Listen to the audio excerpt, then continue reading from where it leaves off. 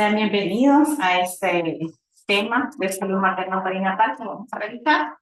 Nos acompaña el doctor Eduardo Castaneda López, que es médico ginecobstetra, graduado de la Universidad Nacional, una subespecialidad en medicina materno-fetal en el Hospital Nacional de la Mujer. Actualmente es el departamento de ginecología del Hospital San Rafael. Y nos acompaña también la doctora Catherine Valdez Talfal, quien es médico residente de ginecología y obstetricia del Hospital San Rafael. El doctor Castaneda nos va a presentar la temática de esta tarde, que es enfermedad tiroidea, y la doctora Alfaro nos va a presentar un caso clínico. Los dejo. Tengan todos muy buenas tardes. Vamos a hacer este día la presentación del caso clínico respecto al tema de enfermedad tiroidea en general. Los datos de identificación de la paciente con nombre DADR, sus iniciales, de 27 años de edad, residente de Ciudad Ángela Libertad, Estado Civil acompañado, que consultó en el Hospital Nacional San Rafael el 14 de octubre del 2014 a las 12:21 de la tarde. Se recibe en el área de trias a las 12:29 del mediodía con un diagnóstico preventivo de un embarazo de 9 semanas más un dolor abdominal. Es evaluada en la unidad de emergencia de ginecología obstetricia por R2 con la siguiente nota: grávida 2, para 0, prematuro 1, aborto 0, vivo 0, con una fecha de última regla el 12 de septiembre de 2024.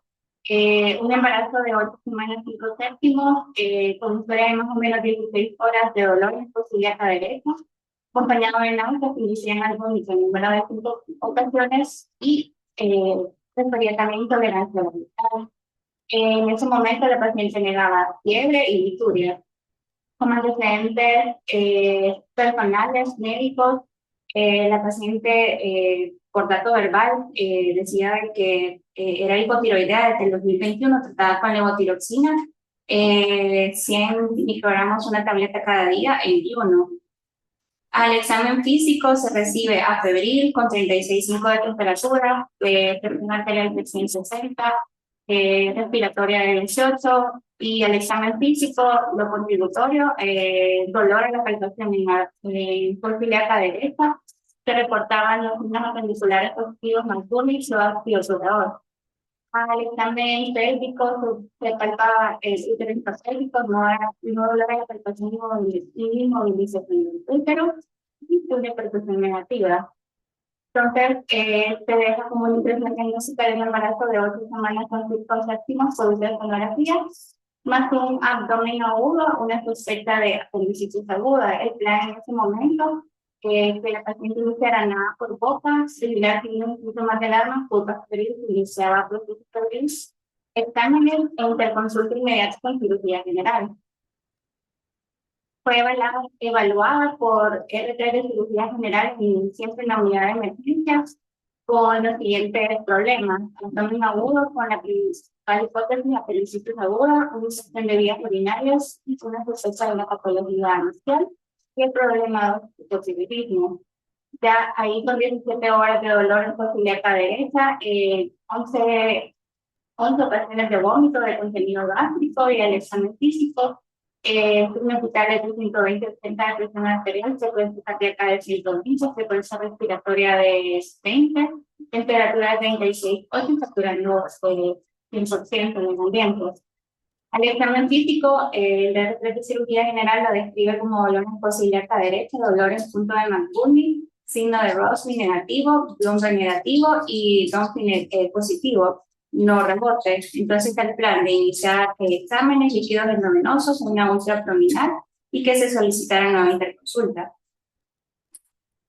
Se reportan los exámenes a las 4 de la tarde con hemoglobina de 13,4, hematócrito de 39,4, blancos de 8,65 con neutrófilos aumentados de 72,1 y plaquetas de 235,000.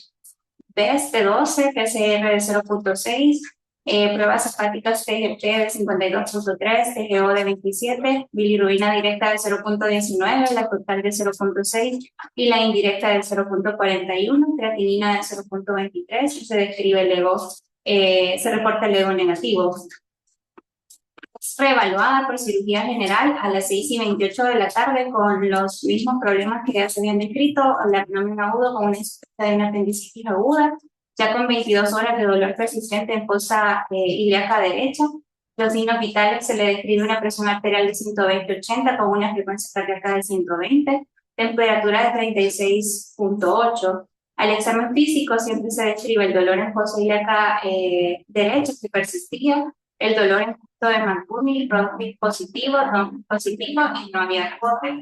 Se realizó la ultraabdominal que reportaba hallazgos ecográficos compatibles con apendicitis aguda y se da el plan de pasar a abordaje laparoscópico. Se pasa por abordaje laparoscópico el 14 de octubre a las 11 p.m. con finalización de la cirugía a la medianoche. Los hallazgos quirúrgicos, más o menos 10 cc de líquido de reacción, apéndice de más o menos 8 por 2 centímetros y fase gangrenosa en posición placecal derecha. Se solicita interconsulta nuevamente en el postquirúrgico a medicina interna porque la paciente persistía taquicárdica. Entonces, el retrato de medicina interna evalúa a las 2 de la mañana en el postquirúrgico de apendicectomía, embarazo de 9 semanas, hipotiroidismo y una taquicardia sinusal. Menciona los antecedentes médicos, hipotiroidismo desde hace 3 años, tratada y manejada en la consulta externa de endocrinología con levotiroxina, 100 microgramos una tableta bioral cada día en sus primeras horas de posapendicectomía por videolaparoscopía, al momento estable. Los signos vitales que se le reportan en esta evaluación: presión arterial de 110/70, una frecuencia cardíaca de 150, frecuencia respiratoria de 18 respiraciones por minuto, temperatura de 37, saturando el 98% del ambiente. Al examen físico, lo contributorio es que se le describe el cuello levemente asimétrico, se palpa bozo, tiroideo, no doloroso y no dolor. Plan, confirmar manejo por cirugía general, analgesia, un electrocardiograma 24 horas, toma de nuevos exámenes e interconsulta con medicina interna, la curso necesario, y el alta, indicar una aplicación de la solicita interconsulta con endocrinología por el antecedente de la paciente, a quienes la interconsultan a las 10:29 de la mañana, con el plan de mantener el tratamiento con levotiroxina, una tableta al día y realizar las pruebas de sensibilidad para valorar el estado físico.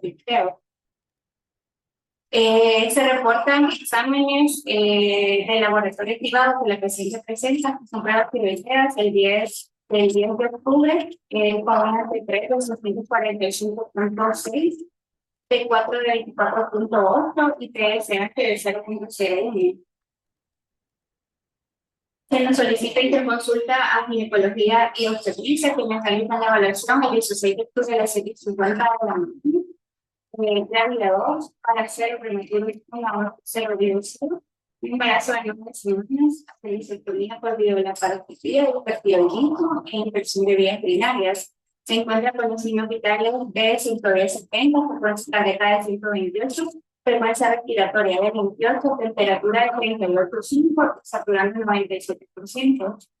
Persistía con dolor en fosa ilíaca derecha y las heridas respiratorias selladas. En ese momento se deja como una sospecha de un abdomen séptico más una sospecha de una tormenta pirotea.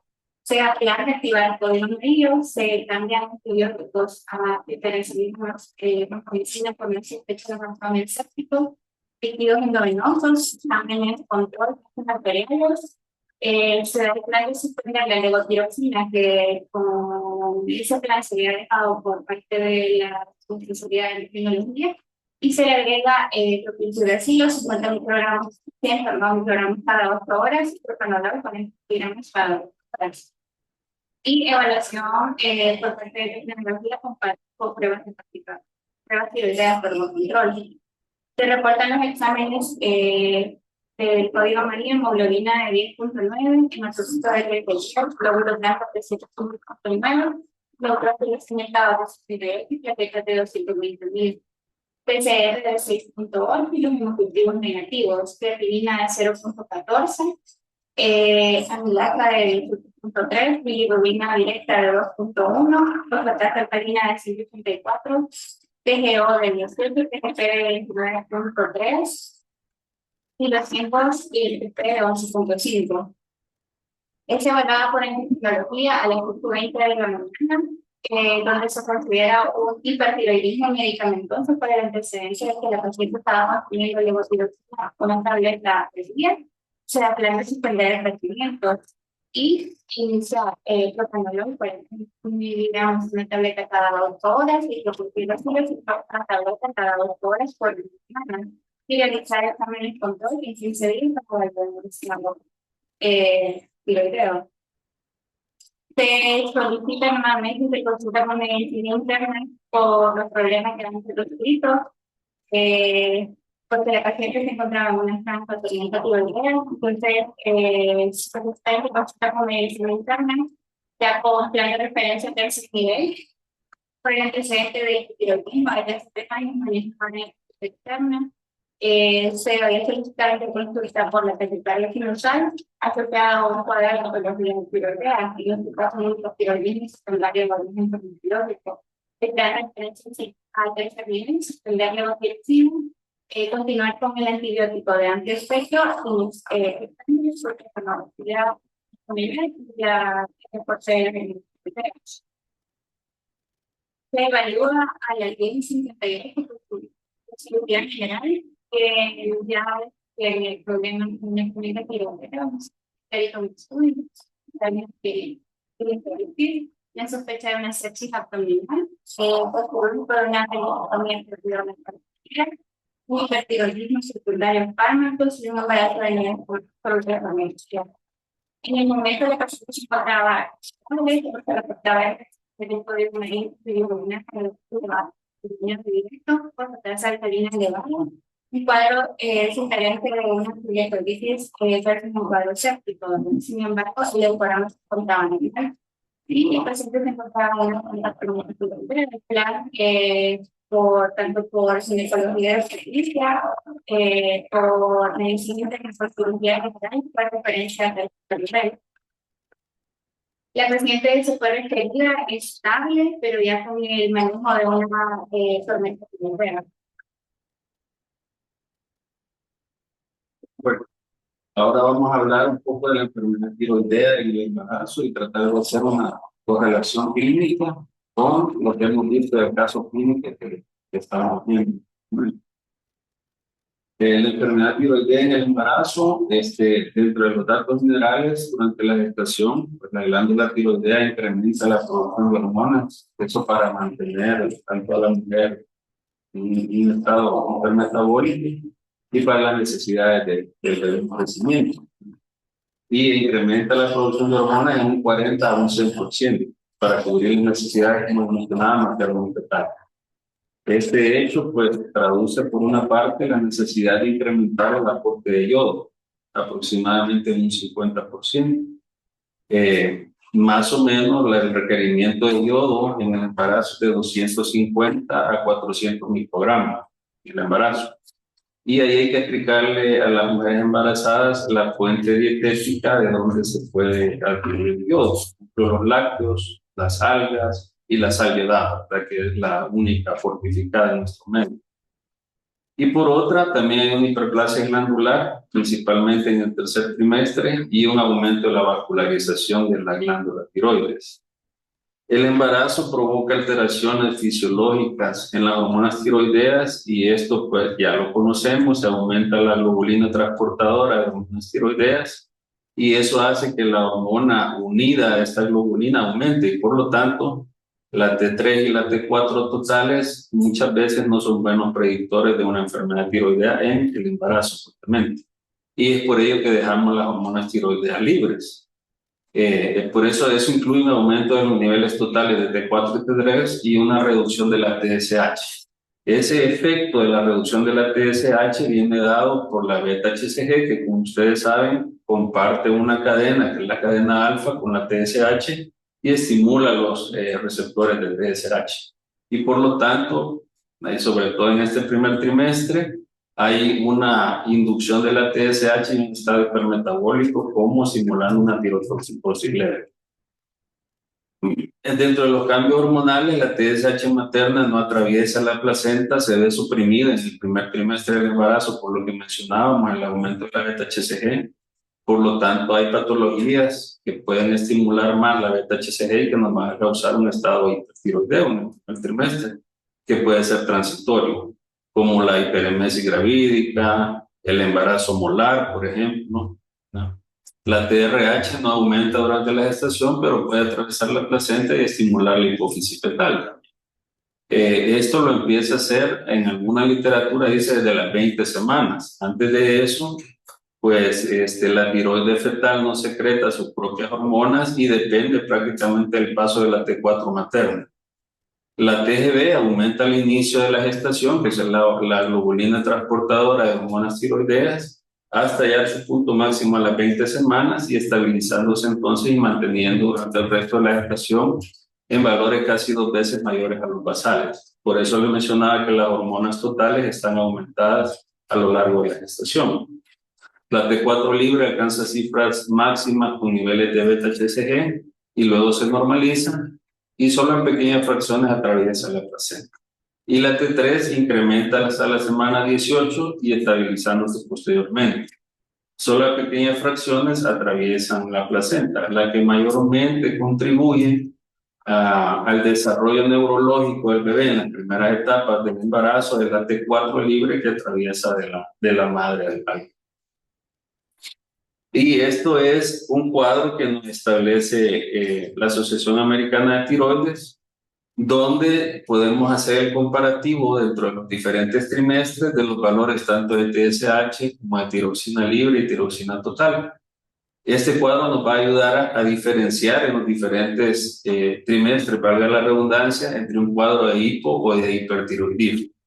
Como vemos, la globulina fijadora de tiroxina está aumentada, la tiroxina total está aumentada en el primer trimestre, al igual que la tiroxina libre, pero en menor nivel, y lo mismo sucede con la triiodtironina libre y la triiodtironina total. Algunas asociaciones, y es algo que no hacemos en nuestro país, sugieren un cribado universal de la mujer embarazada para patología tiroidea. Pero, sin embargo, en algunas sociedades internacionales se recomienda un cribado en pacientes con factores de riesgo, y eso es bien importante porque dentro de nuestro perfil en el prenatal no tenemos un cribado específico para las pacientes con patologías tiroideas. ¿En quiénes se recomienda? Número 1, si la paciente tiene clínica, ya sea de hipotiroidismo o de hipertiroidismo. Ya todos conocemos la clínica del hipertiroidismo, por ejemplo, piel húmeda, polipólisis y otros efectos, nerviosismo, temblor fino, entre otros. Antecedentes de disfunción tiroidea, bocio, cirugía o ablación del tiroides, es recomendable hacer el perfil tiroideo.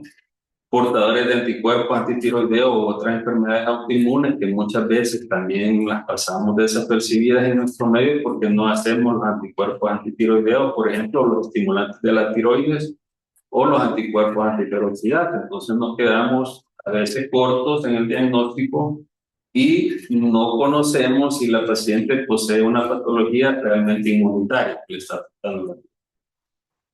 Si tiene antecedentes de diabetes tipo 1, pues puede ser otra enfermedad inmunológica o otras enfermedades autoinmunes.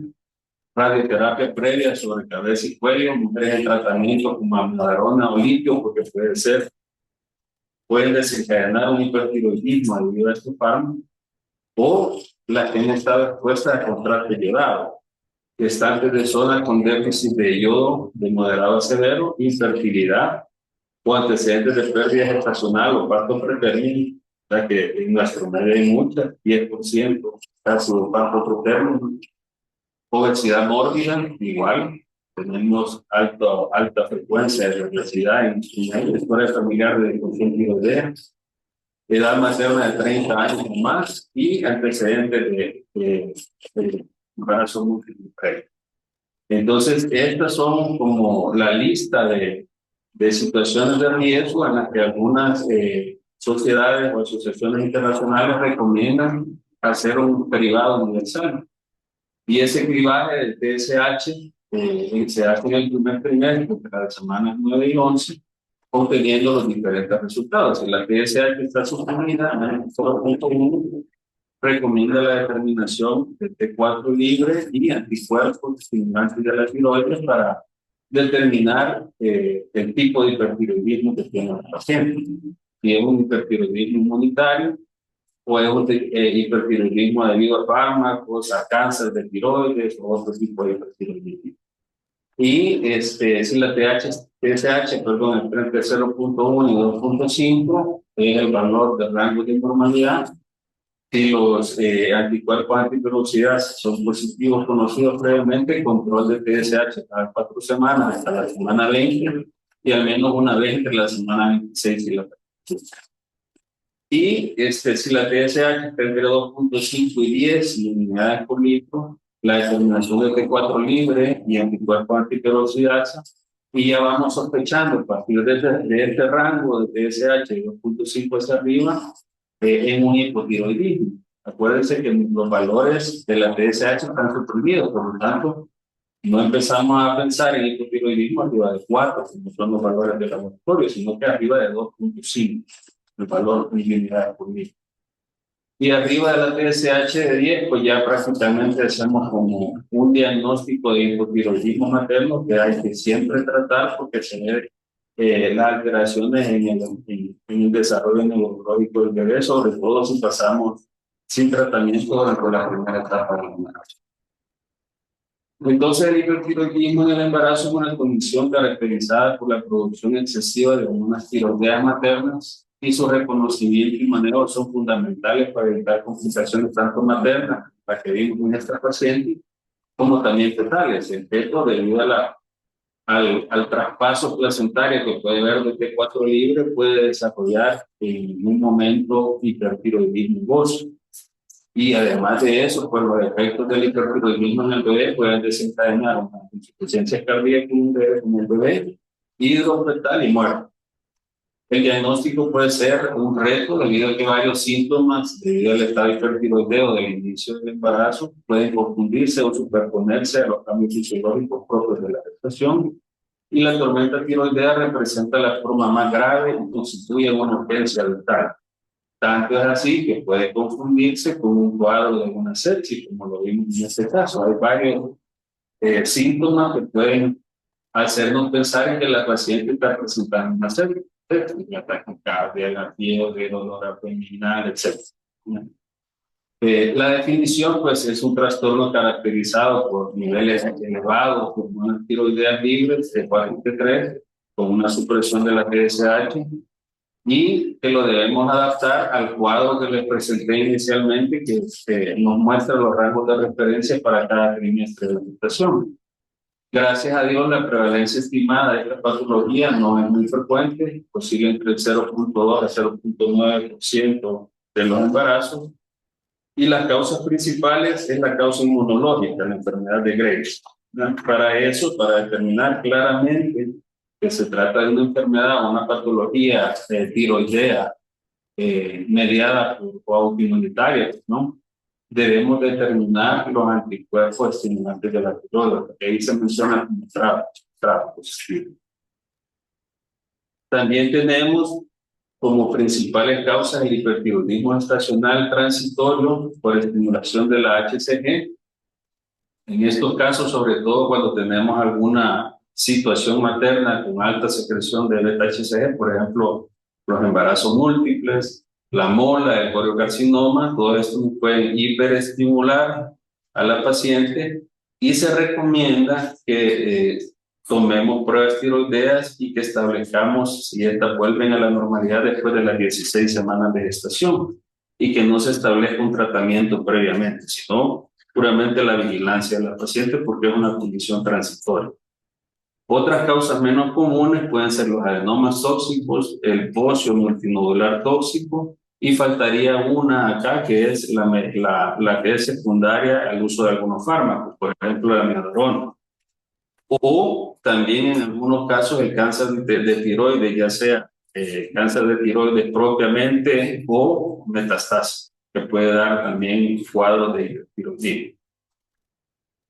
El hipertiroidismo clínico ya se define como un estado en el que hay un cuadro hipermetabólico con toda la sintomatología que lo caracteriza, ¿verdad? Nerviosismo, el temblor fino, la irritabilidad. Encontramos unos niveles de TSH en suero inferiores al rango referido específico para cada trimestre, junto con niveles elevados de T3 y T4 o ambos. Normalmente, como ustedes ven en el cribado, lo que se recomienda es la medición de la TSH y la T4 libre. Con eso podemos establecer el diagnóstico inicial. Y el hipertiroidismo subclínico, que se caracteriza también por niveles de TSH en suero inferiores al rango de referencia específico para el trimestre, pero niveles normales de T4 libre y T3. En este caso, viene la pregunta, ¿se recomienda tratar el hipertiroidismo subclínico? Y todas las revisiones de la literatura dicen que no. Simplemente nosotros tenemos que vigilarlo para ver si en algún momento la paciente ya presenta alteraciones en los niveles de T4 libre y T3 y se convierta de un cuadro subclínico a un cuadro clínico. En ese caso ya sería requerido el tratamiento, como lo vamos a ver más adelante. ¿Cada cuánto se recomienda sellar las hormonas? No menos de 4 semanas. La presentación clínica, lo que hablamos, los cuadros más frecuentes, taquicardia persistente, intolerancia al calor, nerviosismo, temblor fino, pérdida de peso a pesar de apetito conservado o aumentado en algunos casos, fatiga marcada, y los signos específicos, ya que palpemos un bocio, exoftalmos y retracción palpebral, principalmente en la enfermedad de Graves. Podemos ver específicamente estos signos, el exoftalmo, la retracción palpebral y el edema pretibial, que es otra de las cuestiones que podemos analizar y ver. Dentro de la fisiopatología, durante el embarazo, el incremento de los estrógenos que eleva la globulina transportadora, lo que aumenta los niveles totales de hormonas. Además, la HCG, estructuralmente similar a la TSH, puede estimular el receptor de TSH, produciendo un aumento transitorio de las hormonas y diagnosticar un hipertiroidismo gestacional propiamente que no requiere tratamiento. O en los casos de enfermedad de Graves, los anticuerpos estimulan crónicamente el receptor de TSH, causando hipersecreción de hormonas y síntomas persistentes. Algo bien importante que cuando ya tenemos diagnóstico de una enfermedad de Graves, a pesar de que la señora no tenga tiroides porque se someta a un procedimiento quirúrgico, debemos siempre vigilar el nivel de anticuerpos porque estos pueden atravesar la placenta y estimular la tiroides del feto, del bebé. Dentro de la fisiopatología, y lo vemos, la HCG estimula la tiroides, eso estimula los receptores de TSH, hace que las hormonas tiroideas prácticamente aumenten en un 40 hasta un 100%, la demanda de T4 en el embarazo, y hay una sobreestimulación a nivel del bebé, alteraciones del crecimiento y desarrollo, y prácticamente el hipertiroidismo. ¿Cuáles pueden ser las complicaciones maternas y fetales debido a esta patología? Dentro de las maternas, las principales, si ustedes van a la revisión de casos, casi todos los cuadros mal controlados de hipertiroidismo desencadenan tanto en una tormenta tiroidea como en una preeclampsia. Si el cuadro es mal controlado, también lo que podemos tener es una afectación cardíaca con insuficiencia cardíaca congestiva, partos prematuros y descompensación, como lo vimos en forma de una tormenta tiroidea. Y dentro de los fetales, restricción del crecimiento intrauterino, taquicardia fetal persistente en el bebé, que en algunos casos podemos confundirnos y hacerle la cesárea por un sufrimiento fetal, si no hacemos un tamizaje adecuado de unas pruebas tiroideas en la mamá. Bocio fetal, que lo podemos visualizar en ecografía, lo que hablábamos, el bebé también puede, debido al estado hipermetabólico, desarrollar un cuadro de insuficiencia cardíaca, como sucede en otros cuadros de hidrofetal, y al final muere. El hipertiroidismo o el hipotiroidismo neonatal también están descritos como complicaciones ya a nivel neonatal. ¿Cuáles son los objetivos entonces del tratamiento? El objetivo del tratamiento es mantener la T4 libre en el límite superior de lo normal o discretamente elevada para producir el directo fetal. Y esto obviamente lo vamos a conseguir con fármaco, con la dosis del fármaco menor para conseguir nuestros objetivos. El primer trimestre está indicado el uso de propiltiuracilo por el menor riesgo teratogénico que se le atribuye teóricamente, aunque, como sabemos, en comparación del metimazol, el propiltiuracilo tiene más potencial de daño hepático, que es lo que hay que estar vigilando en el transcurso del embarazo. Y también se han asociado en alguna literatura el desarrollo de quistes faciales o a nivel del cuello. Eh, en el segundo trimestre, al tercer trimestre, se sugiere cambiar a metrimazol, precisamente por esa hepatotoxicidad que les mencionaba, pero también el metrimazol está asociado a algunos problemas. Por ejemplo, la aplasia cutis, que es un problema de la piel que se da en el bebé, atresia de coanas, atresia esofágica, ¿verdad? Y algo que se me olvidaba mencionarle es que cuando estamos usando el PTU tenemos que estar pendientes si la paciente puede presentar un cuadro de aganglocitosis. Entonces es importante estar midiendo la biometría hemática, el hemograma, perdón, y también las pruebas hepáticas para determinar si hay hepatotoxicidad.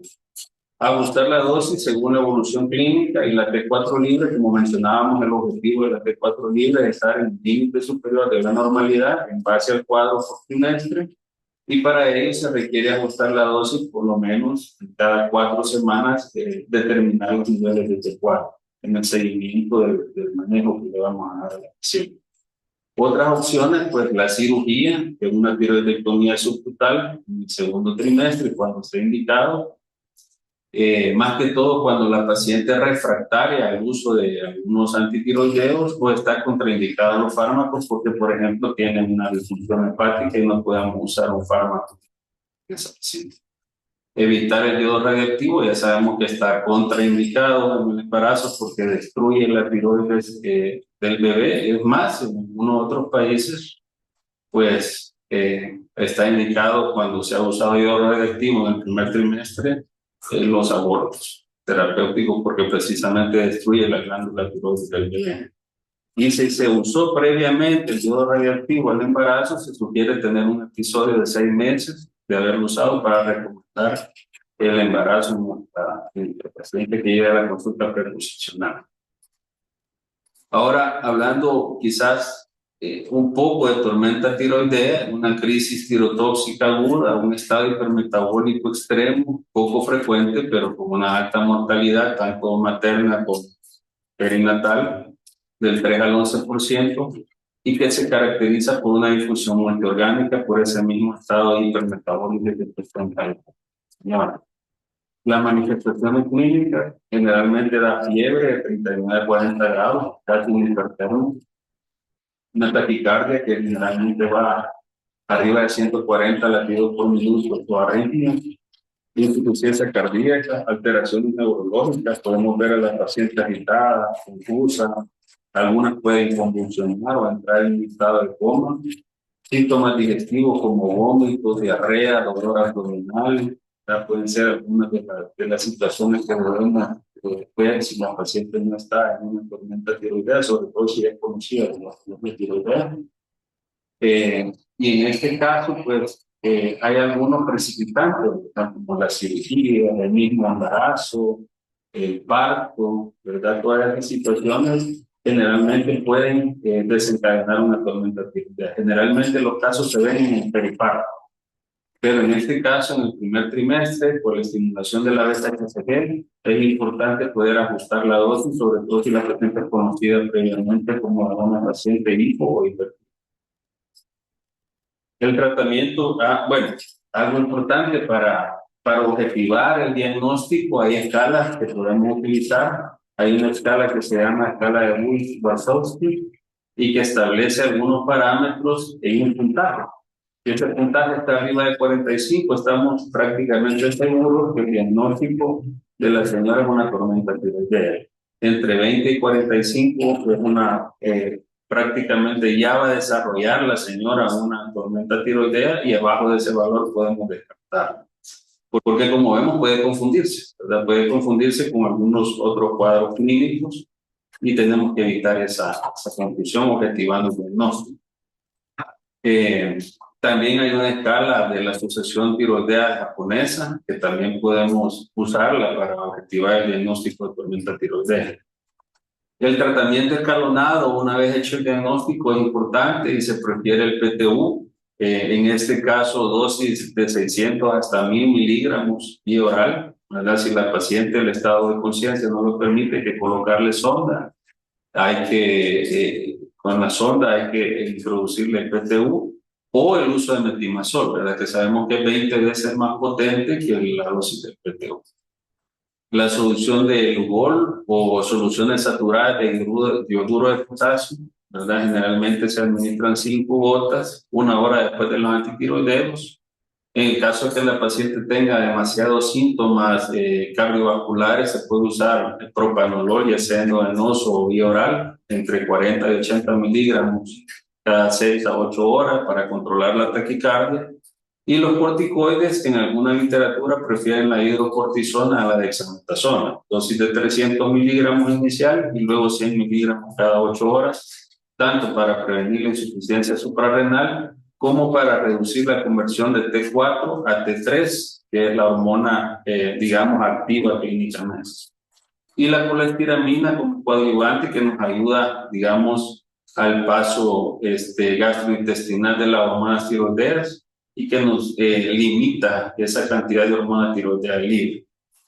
El soporte vital con fluidos, oxigenoterapia, control de la fiebre y el tratamiento de la situación desencadenante si se pudiera. En el caso de que es una infección la desencadenante, podemos tratar esa causa.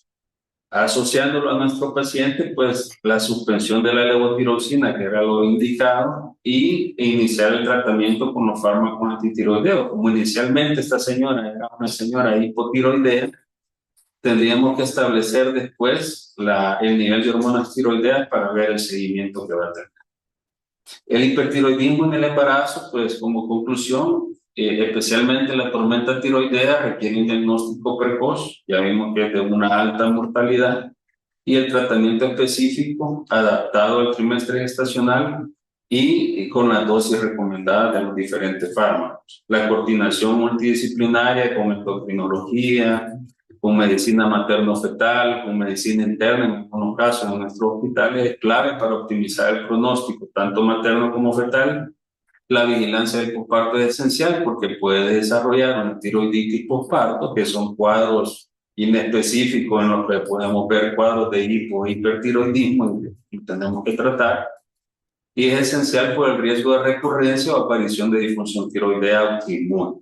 Acordémonos que no muchas veces medimos las hormonas tiroideas, las globulinas en nuestro medio, y por lo tanto las enfermedades inmunológicas nos pasan desapercibidas. Solo sabemos que la enfermedad de Graves prácticamente es la más común, pero no tenemos niveles de globulinas específicas para determinar el riesgo que puede tener el feto.